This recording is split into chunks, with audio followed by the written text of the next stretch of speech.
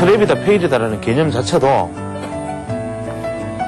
큰 한목이 없으면 트랩인지 브레이크아웃인지를 알 수가 없는 거고, 큰 한목이 없으면 쉽게 말하면 브레이크아웃인지 페일인지를 우리가 모른다는 겁니다. 소위 말하는 우리 파동이라는 것도 이 시장 안에서 실제로 방향성이 나아가는 것이 파동의 진행 방향이고 타임프레임이 유연해야 되는 것이라는 겁니다. 트랩이 빈번하게 발생하면 내가 보고 있는 타임프레임은 잘못된 것이다.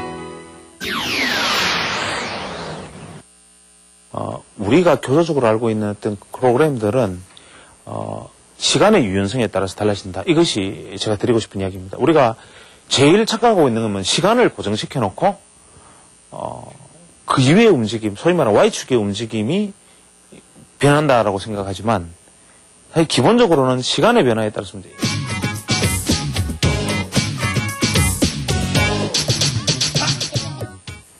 이게 하루살이라 그러죠. 하루살이. 그 다음에 개, 그 다음에 뭐 사람, 뭐 거북이 이렇게 있다고 이야기하면 이 수명이 누가 깁니까? 당연히 이 순서대로 길잖아요. 날파리가 얘는 공중에 떠 있으려면 날갯짓을 무지하게 많이 해야 되죠. 이 날파리 운동하는 양은 어마어마한 운동량이죠. 이 날파리는 사실 24시간 동안 자기 몸체에 비해서 그 어마어마한 운동 에너지는 이미 24시간 다 쓴 거예요, 이거. 그러니까 이 애는 우리가 보기에는 하루살이 불쌍하다 그러지만 이거는 지가 쓸 수 있는 운동 에너지는 다 사용한 거죠. 개는 날파리보다는 이 운동량이 좀 더 덜하지만 여전히 참 빠르게 움직이고 그 운동량이 많잖아요. 개가 우리 한 15년 정도 살죠. 사람은 한 70년 산다 치고 이 느린 거북이는 어떻습니까? 뭐 1000년 산다는 건 거짓말일 거고 한 300년 정도 산다 그러잖아요. 500년. 이렇듯이 우리가 운동 에너지라는 것을 시간 관점에서 보면 참 재밌는 거지요.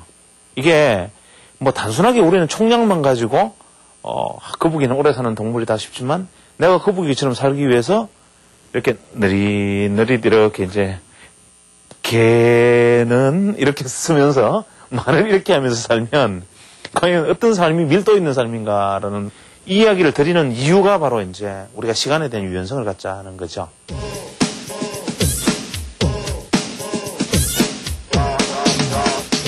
예를 들면 이런 겁니다. 지난번까지 주가지수를 기준으로 우리가 살펴볼 때 주가지수는 이렇게 움직였지요. 이게 이제 40주평선 기준이라면 주가지수는 이렇게 움직였다고 제가 지난번에 말씀드렸잖아요. 이게 여기 전혀 넓혀지지 않고 지지부진하게 계속 이렇게 움직였어요. 움직이다가 순간적으로 확 끝나겠잖아요. 그래서 이제 뭐 이게 이제 40주평선 자체가 이렇게 턴하고 뭐 이런 형태의 모습을 지금 보였고 뭐 이런 형태의 이제 보였다면 자 이렇게 긴 시간에 걸쳐서 이 움직임하고 이렇게 짧은 시간에서 이 움직임은 밀도는 굉장한 차이가 있지요. 그죠? 밀도는 차이가 있어요. 그런데 내가 어떤 사람이 차트를 본다라는 표현을 씁시다. 차트를 보기 위해서는 내가 어떤 기준에 예를 들면 뭐 가정을 해서 내가 이제 뭐 30분 봉을 내가 보고 있었다 가정하죠. 30분 차트에 뭐 어떤 나름대로 인디케이터를 가지고 차트를 보고 있었어요. 여기에서 이 국면에서 이 차트의 기준으로 바라보고 있으면 혼란스럽단 말이에요. 안 된단 말이에요. 이게 왜냐하면 이거는 밀도가 틀린 구간이 명백하잖아요. 그러면 잽싸게 이 밀도에 맞는 구간을 찾아야 되고 이 밀도가 만약에 벗어나서 새로운 형태의 시간 축선이 생기면 또 거기에 합당한 구간의 차트를 시간을 내가 보고 있어야겠지요. 또 이렇게 빠르게 움직이는 운동 에너지를 가진 구간대에서 보던 걸 적용해서 여기에 보면 무수한 트랩이 발생한단 말이죠. 우리가 트랩의 관점에서 놓고 보면. 그렇기 때문에 우리가 시간이라는 것은 어떻게 보면 이렇게 움직인 거나 이렇게 움직인 거나 이렇게 움직인 거나 시간의 길이는 다르지만 가격이 움직이면 같을 수가 있어요. 굉장히 밀도 있게 움직인 거잖아요. 그것을 굉장히 염두에 두고 봐야 되기 때문에 제일 우리가 경계해야 되는 것은 교조적인 움직임입니다. 그 다음에 파동을 보는 눈을 아주 예리하게 가지고 있어야 됩니다. 여기서 말하는 파동을 본다라는 것은 뭐 엘리어트 파동의 개수를 센다 이거 아니지요. 엘리어트 파동 몰라도 됩니다. 그냥 우리가 사케다식으로 그냥 세 개의 봉우리가 생긴다 주가라는 것은 떨어지는 데는 또 세 개의 골이 만들어지면 반등한다 뭐 이렇게 생각해도 돼요.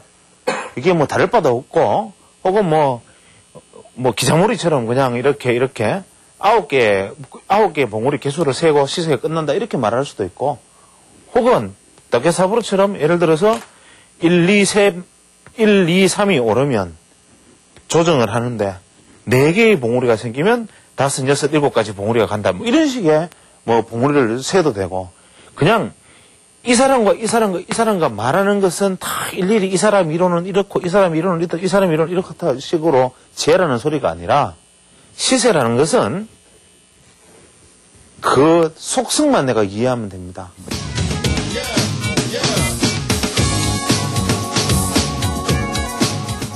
자기가 5개 파동이든 7개 파동이든 연장콘 9개가 되든 그것은 상관이 없고 중요한 것은 중심이 움직이는 방향성 그게 뭐냐를 포착하는 겁니다. 그래서 그 중심에 벗어나는 것은 전부 트랩이지요. 중심에 벗어나는 건 전부 트랩이에요. 그러니까 그것을 예측을 하고 시장을 대응하는 사람은 트랩을 이용해서 시장을 주도할 겁니다. 그런데 이걸 이해하지 못하는 사람은 매번 판판이 시장에서 밀리는 거죠. 그래서 내가 시장을 주도하는 사람의 마인드냐 따라가는 사람의 마인드냐 하는 것은 중심 시세가 움직이는 이렇게 의미 없는 몸짓을 하다가 진행하는 순간 이렇게 실제로 막 이렇게 움직이는 것 같지만 정말 한번 가는 그것을 아는 것 이것은 뭐냐면 넓은 의미에서 쉽게 말해 파동의 본질을 이해하는 것이죠. 그래서 트랩은 그런 것입니다. 트랩이 빈번하게 나오면요. 예. 그 파동을 자기가 잘못 보고 있다고 하셨는데 예. 그렇다면 자기가 잘못되고 있다고 판단이 되면은 네. 그 파동을 더 시간 플랫을 더 길게 해서 해야 된다고. 그렇게 된다면은 끝이 없이 계속 길어져야 되지 않나. 그럼 자기가 어떻게 이게 맞는 것인가 설정을 어떻게 해야 되는 것인가.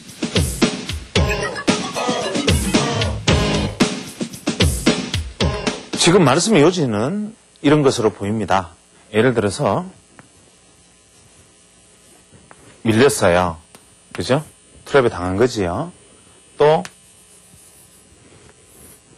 트랩에 당한 거란 말이에요.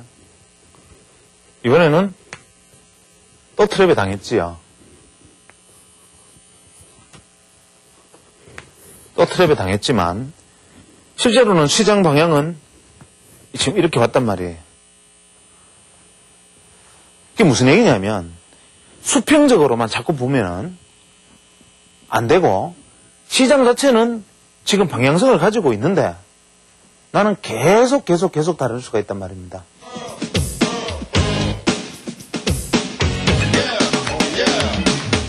파동이 축선을 내가 이해하고 있으면 전체적인 축선상 상위 파동에서 소위 말하는 우리가 상위 파동에서 내가 전체적인 축선이 움직이는 방향이냐 전체적인 축선이 현재 조정하는 방향이냐를 이해하고 있으면 그죠?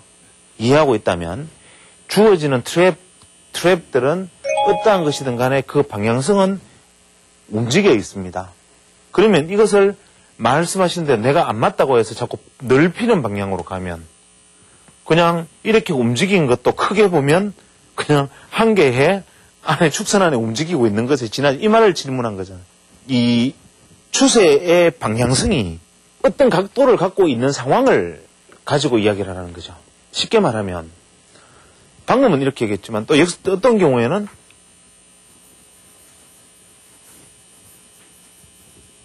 자 이렇게 있다고 가정하면 이렇게 보면은 실제로 이건 맞은 거예요. 그죠? 또 여기서는 지금 트랩이 일어났죠. 이것도 트랩이잖아요. 그죠? 무수히 반복을 했지만 사실은 시세는 그대로인 방향성이 있잖아요. 그죠? 이런 경우에는 내가 타임프레임을 넓히느냐 좁히느냐에 따라서 매매 횟수만 달라질 뿐이지 중요한 건 아닙니다. 매매 횟수의 차이가 있는 거지 타임프레임만 잡으면 계속 수익이 나는 거죠.